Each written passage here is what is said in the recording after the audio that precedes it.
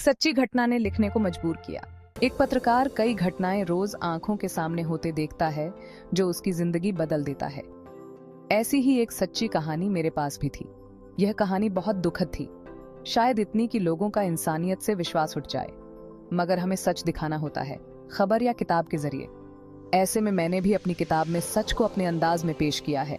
इसमें एक ऐसे इंसान की लड़ाई को दर्शाया है जिसके बेटे को अस्पताल ने गलती से HIV खून चढ़ा दिया था। इसके बाद पिता के अस्पताल के खिलाफ संघर्ष और अनेकों लालच देने के बावजूद भी लड़ते रहने की ताकत को दिखाया है। पत्रकार और लेखक अंशु सेठ कुछ इसी अंदाज में अपनी पहली किताब द अनडाइंग फ्लेम पर बात करती हैं। बुधवार को वह प्रेस क्लब 27 में किताब के विमोचन के लिए पहुंची। गांव के सीधे साधे मगर इरादे के मजबूत व्यक्ति की कहानी। अंशु ने कहा कि वर्ष 2017 में उन्होंने एक किताब लिखने की सोची। पहले वह किसी आम विषय पर लिखना चाहती थी, मगर रोज रोज उनके जहन में वही घटना आती रही जिसकी वजह से एक बच्चे की मृत्यु हो गई थी। इसके बाद उन्होंने सभी विचारों को परे रखते हुए इसी घटना पर कहानी बनाने की सोची।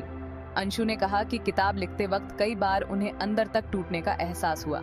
जब सिस्टम से एक व्यक्ति हार जाता है तो ऐसी घटना लिखना बहुत मुश्किल होता है। हालांकि किताब में मैंने कुछ ऐसी परिस्थितियां बनाई हैं जिससे यह कहानी कुछ आराम भी देगी। किताब लिखने के दौरान मेरी 1-2 बार उसी व्यक्ति से बात होती रही। मेरी कोशिश इस किताब के जरिए जिंदगी की सच्चाई बताने की है। आगे भी मैं इसी तरह के विषय किताब के जरिए उठाती रहूंगी।